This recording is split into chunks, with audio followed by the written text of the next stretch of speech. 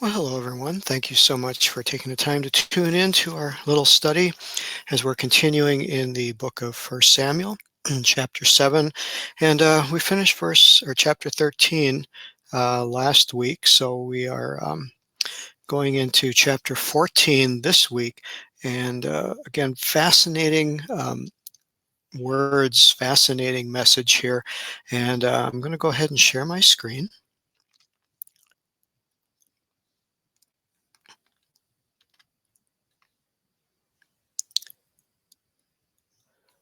Okay, so here we see 1 Samuel chapter 14. Last week we talked about Jonathan and the significance of his name, but the start of chapter 14, just a beautiful poetic opening here. In some Bibles, I'm using a Jewish version called the Socino. And if you wish to do a little searching for that, I don't know if you can, how well you can see, but it's Socino is a whole series of Jewish Bibles with commentary, and this one is just the actually book of First Samuel and Second Samuel combined together. But they use some verbiage that's very interesting. It reads a lot like the King James version, so it wouldn't be too unfamiliar to many of you. But starting with the first verse, it says, "It fell upon a day." That's the biblical equivalent of once upon a time, when it's meant to tell a story and there's something significant there.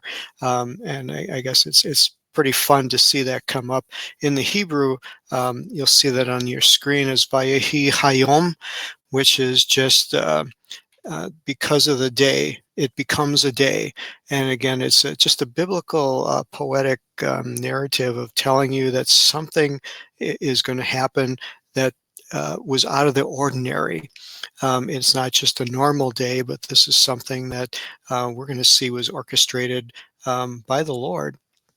And so as we look at this first verse, we see that Jonathan, um, who is the son of Saul, remember Saul's the king, um, something comes upon Jonathan, and he says to his armor bearer, "Come on, let's go over and see what the Philistines are doing."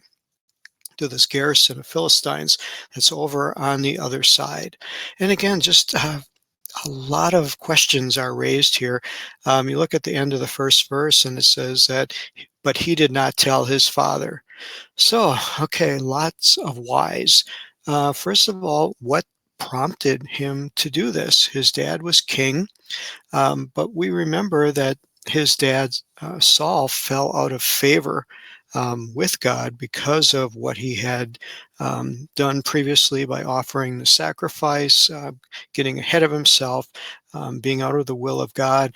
But here we see Jonathan engaging in some really interesting behavior, that something comes into his heart that he says, let's go over, just you and me, to the armor bearer, and let's go engage the garrison of the Philistines. Now, this was more than one or two people. This was a group, an outpost. We don't know how many were in the garrison. I'm sure there is some um, commentary somewhere that would tell us how many people were in that. It could be 5, could be 10. We really don't know, but we do know that Jonathan and his armor bearer were definitely outnumbered. So you got to ask yourself, why did he do this? And again, looking at what I feel, you have the obvious explanation. He didn't tell his father because his father would try to talk him out of it because this is risky and foolhardy behavior. But yet, I really want to believe that there was something spiritual happening here. There was something of divine appointance and divine connection that was taking place, because what you see is his dad Saul is out of the favor of God. But Jonathan appears to be in the favor of God. He's really next in command. He's next in line to the throne. If his father were to die, Jonathan would be the next king. And so I wonder if this isn't God's plan here to work in this situation and still accomplish his will in spite of Saul's failure, in spite of what's going on with the people. And we're going to see some really interesting things here, and especially because he did not tell his father. So this is just is it one of those things where it's better to ask forgiveness later rather than ask permission and be denied? We've all been there and done that. But yet I think there's something deeper here, that God is so moving in the heart of Jonathan and wanting to do his will, that Jonathan had a confidence. He also understood what his father did. He knew his father was not on a spiritual realm and would not be favorable to anything that couldn't be solved in a natural way. And Jonathan was not operating in the natural way. He was operating in a spiritual way. Just the fact that against overwhelming odds, he would choose to go and feel that God was with him and God was directing him, even though his father was king. He had no physical evidence that God would be with him. He knew what he felt in his heart. And again, just a beautiful story here of how God inspires people. But it raises questions. When is it right to do something that you feel inspired to do? What if the odds are against you? What if people don't understand what you're doing? And, you don't want to judge them by saying they're not on a different spiritual level. How do we look at our own spiritual level and without feeling um, prideful or haughty? It's very delicate ground to be on. You have to be very sure that what you are doing is the will of God, especially if there are those, as there was in this case, his king was not in favor of what he was doing. Obviously, King Saul, his transgression was very obvious, but yet not everyone bought into it. You'll see that there were still people following him. There was still a nation that was willing to follow him. And we'll see that in verse 2, we see Saul doing something that is very strange to me. Verse 2 starts that Saul was sitting in the outskirts of a area called Gibeah under a pomegranate tree.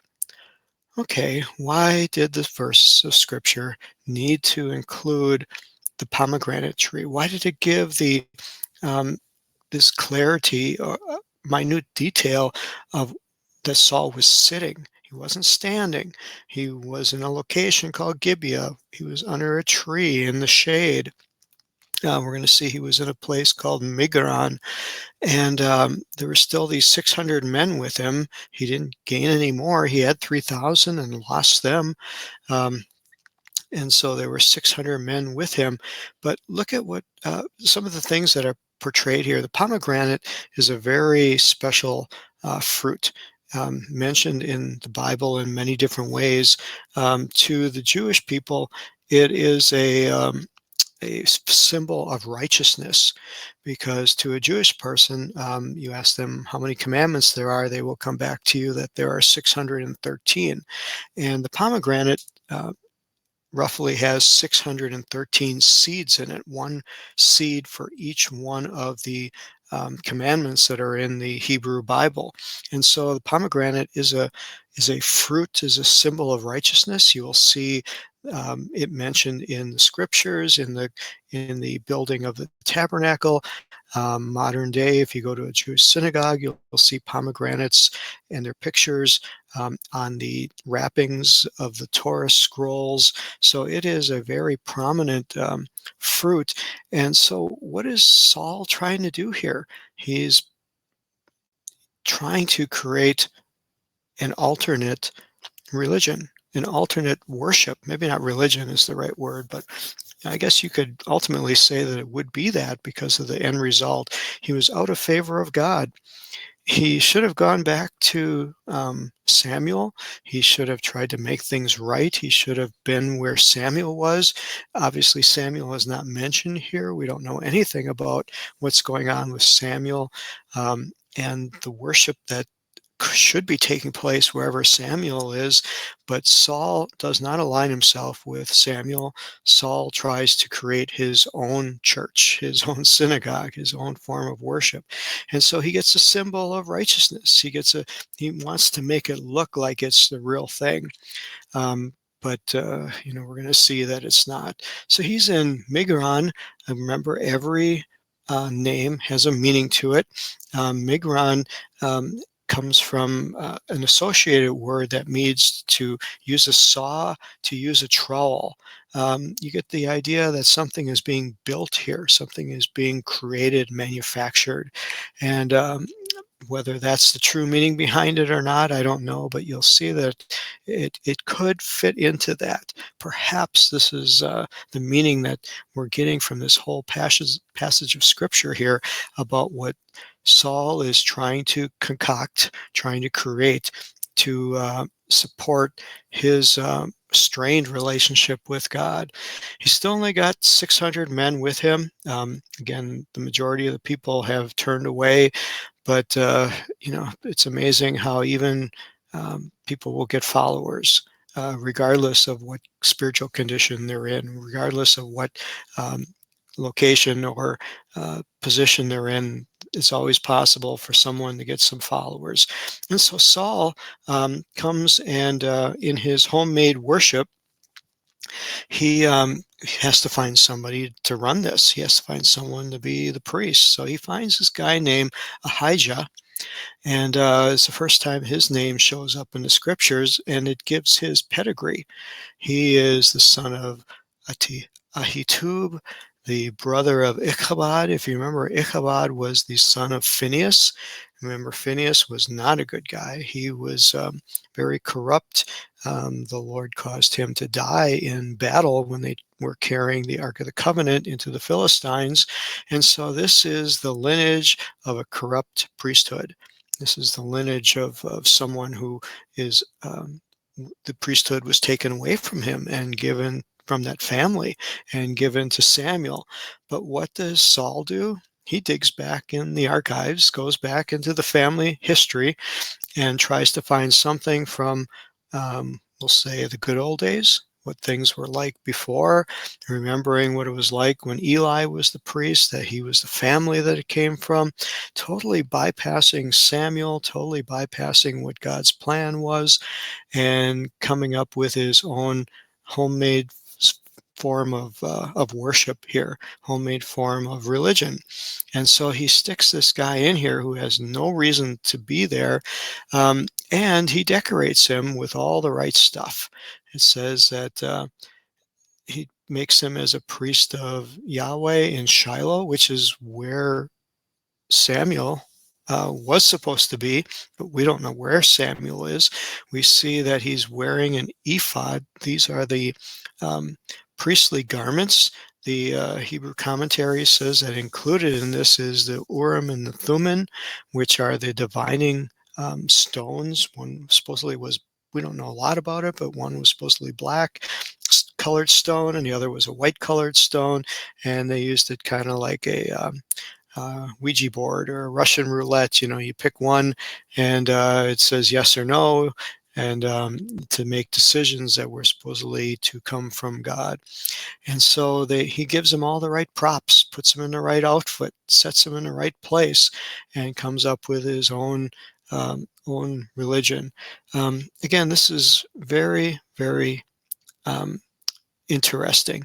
And so while this is all happening, somehow Jonathan gets away unnoticed. And what it says is that the people didn't know that Jonathan was gone. Now, again, what is the purpose of this kind of obscure statement? Obviously, Jonathan is one person. There are probably others that has gone and come and gone, and no one paid any attention to them. But Jonathan had slipped away. Now, was this because, that we're supposed to understand that Jonathan represented the more spiritual side of what God was wanting to do? And in the midst of the creation of this pseudo synagogue, pseudo tabernacle with a priest who wasn't the real real thing that they didn't even recognize when God's anointed had left. We didn't even recognize when someone on a mission from God had left and gone on their mission. They were just totally unaware, totally um, taken back by just an unawareness of what God was really trying to do. And so that's the little thought I just want to leave with you today. This is just an incredible passage of scripture. It has so many gems in here of thought of where we could go. Are all of this, am I going to say that this is all factual and exactly what God had intended? I don't know, but this is what it means to me. And I think that's really the beauty of the Hebrew scriptures is we know that Jonathan had a very special relationship with God that then influenced him with his relationship with David later on.